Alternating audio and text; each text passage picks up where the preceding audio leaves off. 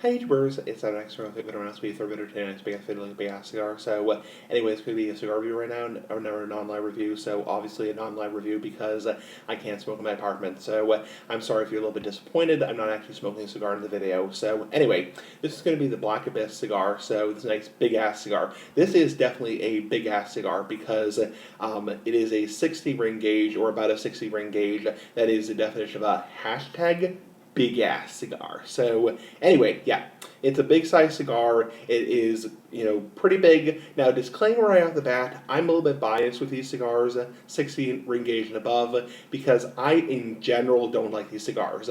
Not only are they hard to smoke and hold in your mouth because it looks like you're holding a donkey dick in your mouth, big ass cigar for life.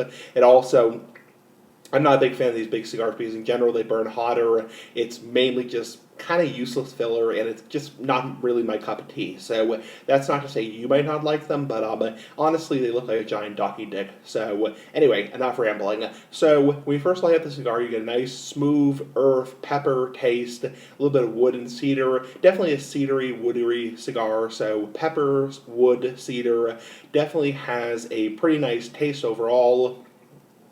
As you get further into the cigar, it is a pretty consistent taste. Not really a Cuban style blend, but it definitely is and obviously it's not a Cuban cigar for the last time.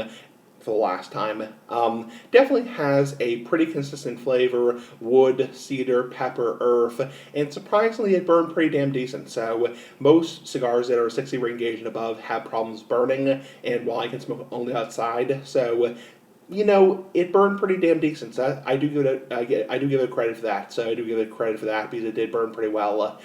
Strength, mild to medium. Nothing overwhelming, kind of a dry hay wood taste. Price point, these are very cheap, cheap ass like the big ass cigar.